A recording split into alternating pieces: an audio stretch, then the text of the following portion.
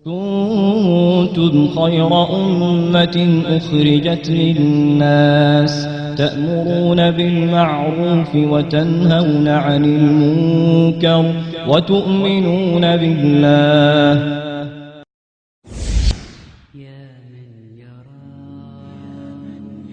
Have we forgotten the purpose of our lives? Sometimes we think we exist just to have a good time.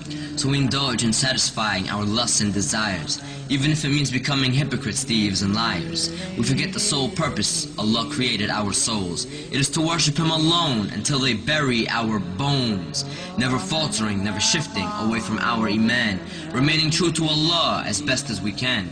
But beyond this belief in our hearts comes our actions, balancing obedience to Allah and appeasing satisfactions. What is a Muslim who forgets the commands of his religion, one who is blinded by dunya and lost all vision? Have we forgotten that we have one of two destinations? Hell is for the transgressors, and Jannah is for the patient. In this test we can enjoy ourselves and be pleased with our lives, but the reason we live is to worship Allah, and this will not change until we die. In the sorrow and regret of the most horrific of days, we would wish to return to dunya only to change our ways.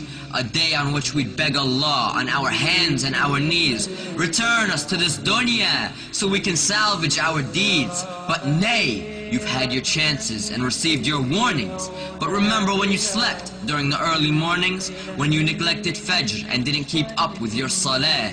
You were cheap and you were greedy and didn't pay your zakah. You indulged in the obsession of this dunya with the sinners and prevented your own self the company of the winners. And who might they be? If you ask as you listen, the winners are those who answered their Lord in submission.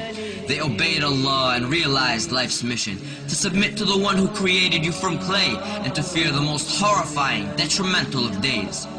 The winners are the ones who enjoined in the worship of their Lord.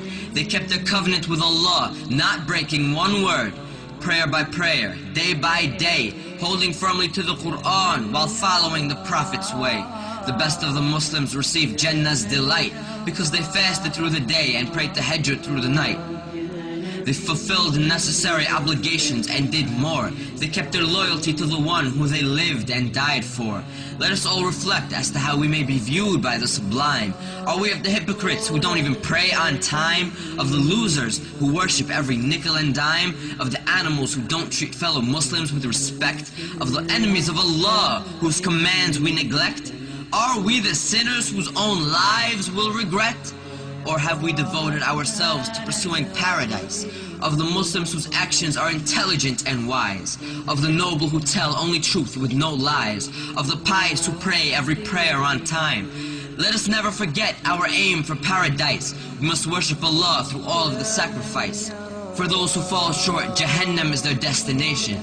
Allah's judgment is most supreme, and His is the best of legislation. So Ya Allah, we beg of you to guide us the straight path, and we seek refuge with your mercy from the torment of your wrath. Ya Rabb, grant us patience and let us die in submission.